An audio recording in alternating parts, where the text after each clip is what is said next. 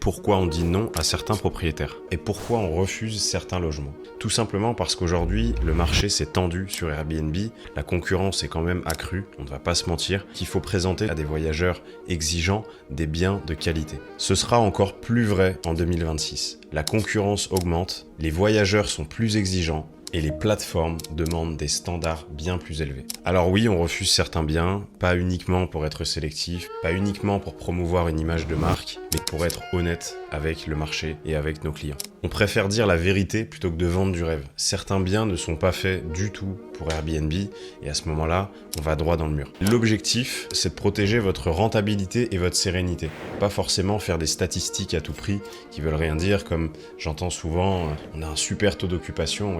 Le taux d'occupation, je pense que d'ailleurs ça fera l'objet d'une autre vidéo, n'est pas du tout suffisant à lui seul pour savoir si un bien fonctionne. Un bien rempli ne veut pas forcément dire un bien rentable. Abonnez-vous sur ce compte si vous voulez comprendre au fur et à mesure comment faire performer votre logement Airbnb en 2026.